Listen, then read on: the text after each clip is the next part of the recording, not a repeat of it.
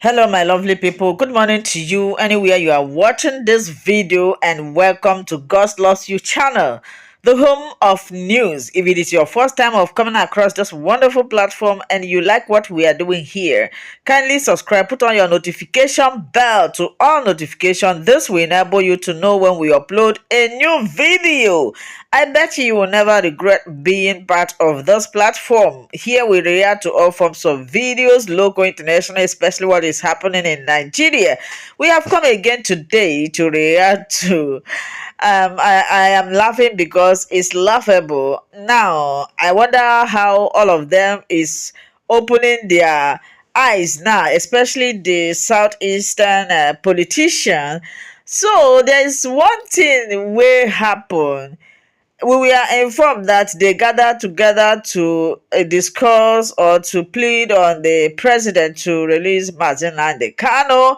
But I know kepu si meeting ha mere wotu a ga-ejiga jide prime minister nsogbu dị. My people, let's listen to this video, please. As you are watching, share your opinion, recommendation, correction, everything is needed. I will be here. We'll listen to this video together. Like you can hear from my voice, I have code. On the governor that was there, the governor of Imo State, Hope Uzodinma, spoke. The President General of Ohanese, Chief Emmanuel Nwanyawo, was one of those who led that meeting. Take a listen to what they agreed on. We have identified insecurity, that is the problem of Southeast for now, and is at the front burner, and must be addressed. Over the years, we've been working with the governors of the region to ensure that this matter is resolved.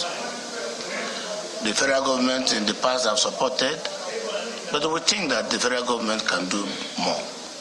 So among other resolutions, we resolved today to make a representation to the president for his intervention to be able to bring the insecurity in the region to an end. Let's speak with one of the leaders of the political party, one of those, representing in the region, the national chairman of the All Progressives Grand Alliance, APGA.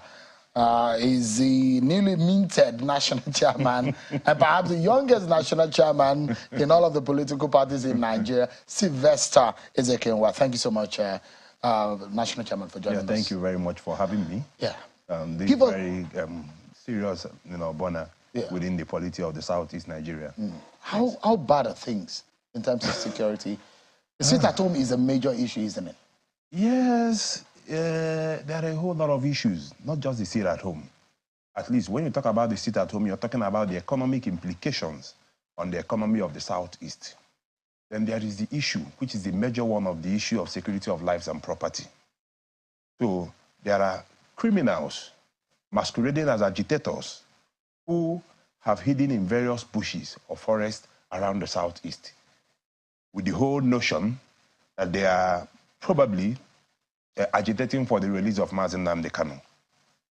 And every now and then, they come out, they unleash mayhem on the innocent citizens of Southeast Nigeria. And we've had track record of wanton kidnappings, killings, at least from, I should say, between 2020 till date.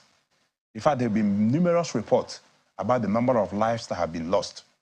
Security men, innocent civilians, so many property bonds, police stations, and what have you. So it's a very serious issue, and I'm very, very happy when you played the video of the meeting of Southeast leaders that was held at the Imo Government Lodge. There is a consensus of opinion around the Southeast, and that reverberates around Nigeria now, that there is need for the presidency or the federal government to wade into this crisis. And one thing that keeps reoccurring is the issue of Mazi Nnamdi Kanu. I will draw an analogy with the biblical injunction that you try and separate the wheat from the chaff. Now, there are so many armed men, non-state actors, camped in various bushes and forests around Southeast, claiming that they are agitators and that they will not stop the unrest until Mazi Nnamdi Kanu is released. There have been several statements issued in the past. In fact, you will see some faceless group wearing masks saying that whoever you are, once you're a political appointee or a government official around Southeast, if they get you, they're going to eliminate you. Of course, in Anambra State, I think it was in sometime last year, we lost a House of Assembly member who was gruesomely beheaded. So these are among the issues that the Southeast is facing. And I always say one thing, no matter the form or manner of an agitation, once a criminal is in the forest, he has to fend for food. So where is Ebubo Ago in all of these, in the scheme of things? Because we thought that the Southeast Security Network, yes, the Ebubo Ago, was supposed to come as a mitigating factor. When you say to clear the bushes of the Southeast region. When you talk about the Ebubo Ago, you recall that there was really no consensus of opinion around that. Like in Anambra State, we don't have Ebubo Ago. Or you have the Anambra. We have the Anambra Vigilante Services. Yeah. Now, I can tell you for sure, another issue that is really at the heart of all these things is the issue of policing within the context of the Nigerian Constitution. Because the Ebubo Ago you're talking about, there is a limit to the nature of arms that they can carry. For example, in Anambra State, where we have the Anambra Vigilante Services, the Anambra Vigilante Group, they've really tried as much as possible to try and quell these insecurity issues around Anambra State. And I know that there are similar groups around some other Southeast states. But the problem is the security forces, talking about the traditional security forces, the conventional security forces, the police and the armed forces, have really been demoralized in terms of the number of men that they've lost. Because this thing comes more or less in the form of a guerrilla attack. And that's why the consensus of opinion around the Southeast is that since there is a key actor in all of this, who is in detention, and who purports to be the reason why these criminals have been engaging in the form of criminality that they are doing in the Southeast, that there is need for President Tinubu to intervene by releasing Mazi Nnamdi Kanu, so that there can be a serious roundtable discussion around the Southeast. Isn't there a judicial or a legal question? Because the case is now before the Supreme Court, and the issue of his bail and the termination of the substantive matter before the apex court is there. If you recall, wouldn't that be? If you recall, I did author an open letter to President Tinubu, which was published on some newspaper of this Sunday Sun. I tried to highlight some of these issues because they are very critical to the survival of Southeast economy. Now, if you recall, there was a judgment sometime last year by the Court of Appeal quashing the charges of terrorism that were preferred against Mazi Nnamdi Kanu. Ordinarily, with the judgment, it means that the next thing is for him to be released because there are no longer any pending charges against him. Now, the next thing that happened was that the federal government, through the office of the AGF, filed an appeal before the Supreme Court and brought an application before the Court of Appeal, the same Court of Appeal that delivered the judgment, asking the Court of Appeal to stay the execution of that judgment. Of course, you have seen some other persons in the past who the Court of Appeal or the Supreme Court set free. Once the charges against an accused person is quashed, the next thing is there's absolutely no reason to hold the person. But in this case, there was an application for stay of execution which the Court of Appeal granted. Now, granted that probably forms a basis for the continued detention of Mazi Nnamdi Kanu. But the fact needs to be made, and the point needs to be made, that if not for the appeal and the application to stay the execution which was presented before the Court of Appeal, he probably would have been a free man. So, it now brings to a front burner, the issue, because the essence of a prosecution is to really try and find out if someone who has been accused of committing a crime is actually guilty. Now, and what the federal government is expected to do is prosecution, not persecution. So I mean, it's very important we made that point. So your own interpretation of the legal scenario playing out in the court is your opinion, but you know it's within the premise of the court now. And so it's so don't let us argue it's not really within the premise. You're giving a premise. We can't argue what just hold on. Okay. We cannot argue what is before the court. No, let me explain. No, that's the point I'm making.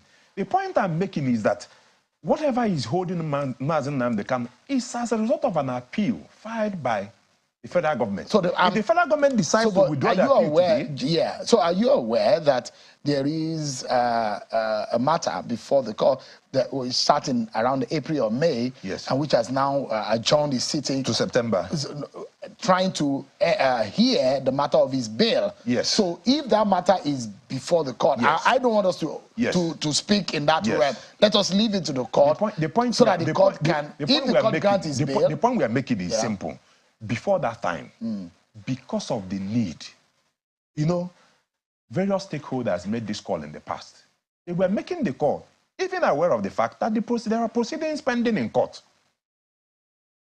If the federal government decides today that as a matter of urgency to hearken to the calls of various leaders and stakeholders from the Southeast, there are options available. I'm a lawyer. The Office of the Attorney General of the Federation can withdraw the charges preferred against Mazi Nnamdi Kanu. There can be so that is the prayers of the leaders of the region, including Governor Chukwuma Soludo. That what we've been asking. Also one of the prayers, I mean, because I've spoken to Governor Soludo about it, is that it could be handed over to him in the government house. That's his request. So the question is that if the President Tinubu, for example, grant that request, would that douse the tension? Yes. The most important thing. You're 100%? Yes. You know why? Governor Soludo has persistently maintained that we need him on the table because the issue of insecurity in the South is one that calls for serious dialogue from every stakeholder concerned. If you have Mazi Nnamdi Kanu on the table and he comes out to say, okay, Mazi Nnamdi Kanu has been released. Now, he draws one simple point.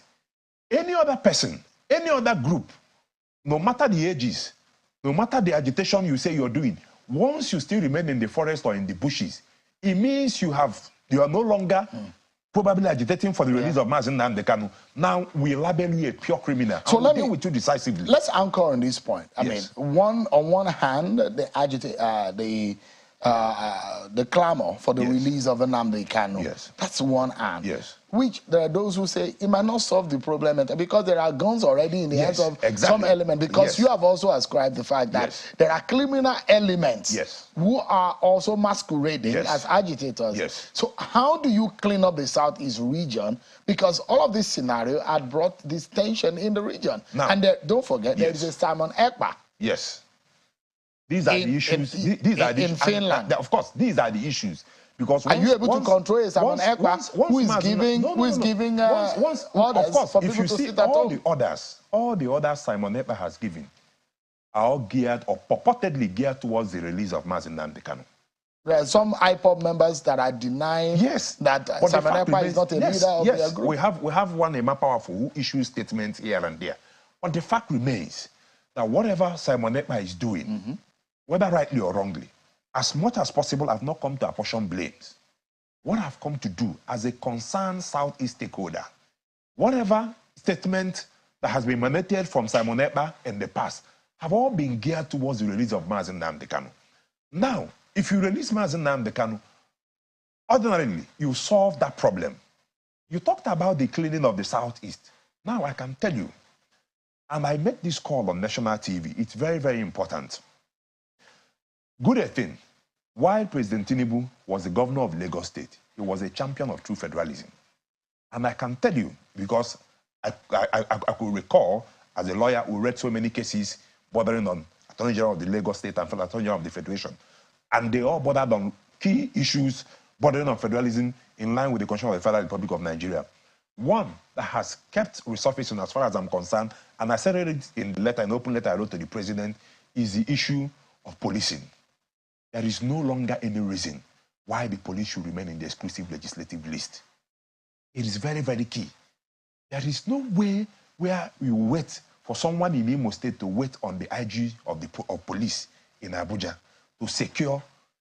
There have been cases. I think I recall an instance where the former governor of Enugu State, Ugwuanyi, as well as the former governor of Benue State, said that they reached out, they got credible intelligence about an imminent attack, and they reached out to security agencies, and nothing could be done. But in this situation, if we have state police like we have in other true federalism, something like the USA, so that in Anambra State, the security agencies that we have are under Anambra State Command, under the control of the state governor of the state, and they are well equipped